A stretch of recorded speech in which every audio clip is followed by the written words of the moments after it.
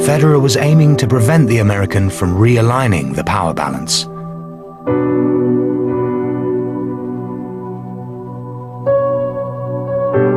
The most physically gifted player I've played against, but with that, he's just become so solid mentally. Told him before, I'd love to hate you, but you're really nice.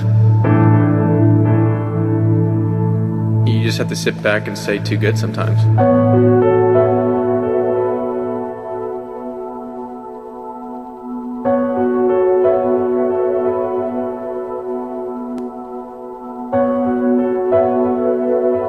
L'erreur serait aussi de croire que tout est venu de ce talent. Un talent n'est rien s'il n'y a pas une dose énorme de travail. The conditioning of a champion. The hours spent on the practice court rack up. The limbs ache, but the will to win never dies.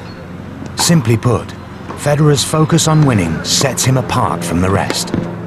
Qui est le patron de ses capacités mentales. C'est tout simplement comme ça que vous utilisez le travail que vous faites pour vous renforcer aussi mentalement. Quand vous avez fait un exercice qui est dur, alors vous savez, si vous avez réussi cet exercice, c'est aussi une réponse positive pour le mental. Alors dans ce contexte-là, il peut y avoir un lien entre le physique et le mental, mais il y a aussi beaucoup de liens entre la façon de jouer et la façon de s'exprimer sur le court. C'est un ensemble, c'est un puzzle, le mental, le tennis et le physique.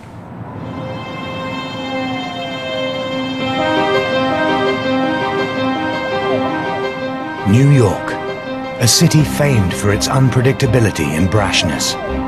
The scene for one of Federer's most focused finals.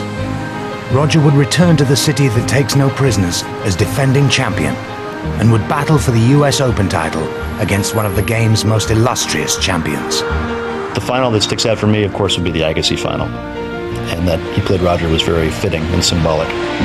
And I think Roger managed to handle the crowd, which was completely against him, and handled it with a lot of dignity and a lot of composure.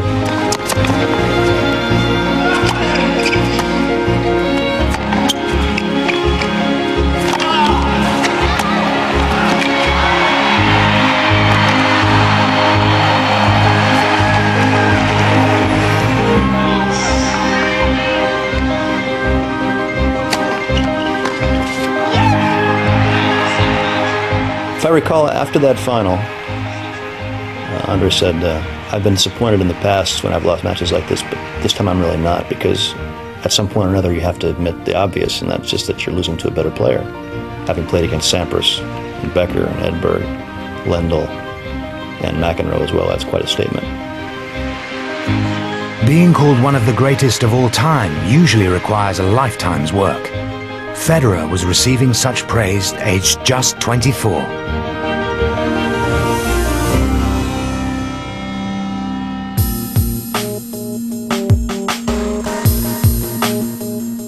If proof is required of Federer's dominance week in, week out, look no further than his performances at the Masters Series. Of his 50-plus singles titles, currently 14 of them have been won on this illustrious tour, where the elite of tennis face each other. His consistency at winning on a global scale has ensured Federer has kept the #1 spot every week for the past 4 years, surpassing the previous record held by Jimmy Connors. Federer is on course to being the biggest record breaker of all time.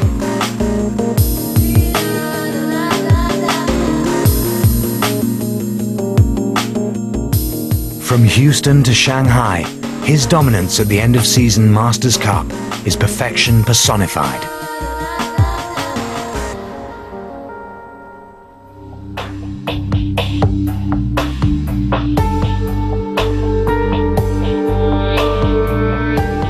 During private moments of contemplation on court, the calm facade disguises the fire within.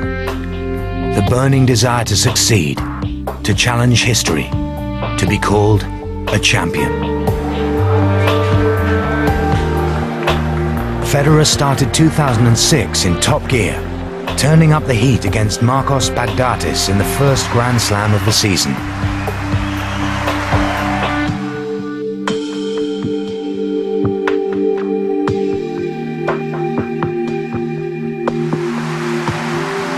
Federer's determination, allied with his killer instinct, was now familiar to the watching world.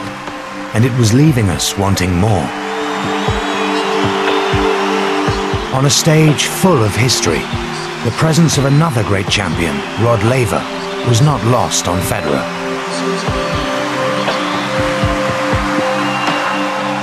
Roger's very emotional about tennis. He's interested in the history.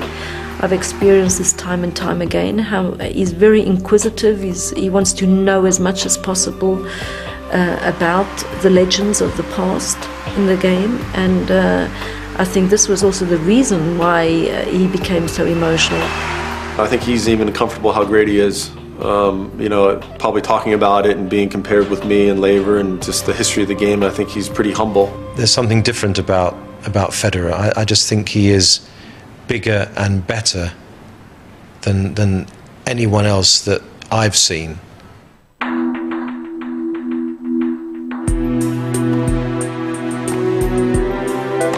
Later that year at Wimbledon, Federer fended off all challenges to his crown, dropping just a single set.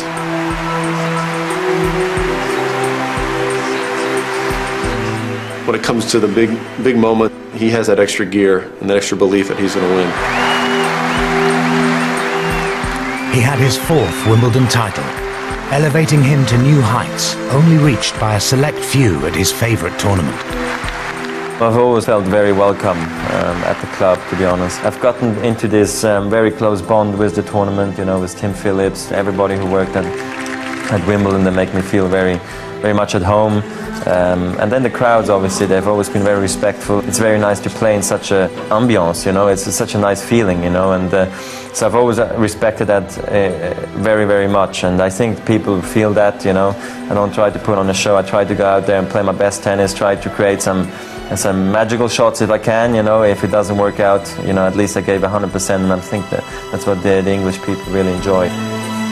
Federer is a living legend at Wimbledon, something that Roger and the club are equally proud of. Hello, welcome to the museum. Thanks very much. And I think we're going to go this way. We're very proud to have him as the Wimbledon champion. We like to think we're, as it were, the best of tennis. We try to create the best stage for these athletes to perform. And I think Roger is an exceptional ambassador for the game of tennis, all that is best about tennis. He is very natural, very pleasant, and I get on extremely well with him. It's clear Roger Federer is a popular champion, but it's what we don't see, the interaction behind the scenes with the media and players, that defines the kind of champion he is. What you see is what you get. I think, as someone once said, he's just a normal superstar. And there aren't that many of those around. He just handles himself really well as a person. I think it's a really great trait to have, and a lot of people get lost in the whole celebrity sort of high, you know, he's just so marketable all around the world, everyone knows who he is. But he's just such a down-to-earth, really nice guy, and I think that's probably the most special thing about him. It's nice to get respect from your fellow players, absolutely. I try to be the normal person I am, I try to be myself. They see that I'm trying my best, you know, to promote the tour, to make tennis a better place, you know, trying to get sponsors in, and, you know, I do spend a lot of time doing interviews, and it's obviously nice to hear good comments. Back in New York, Federer's ability to raise his game impressed a fellow champion. His understanding of just himself, what he needs, and especially in the big points. We both love to be tested, to, you know, find out what we have inside and ourselves, whether we can bring out our best stuff at the right time.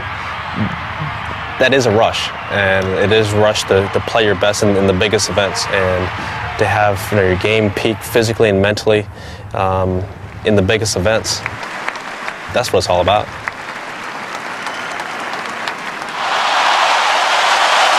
A pattern was emerging. Victory in Melbourne proved that mentally many opponents were beaten before they were even on court. But every champion has a nemesis. Rafael Nadal, the king of clay. At Roland Garros, he has been unbeatable. At Federer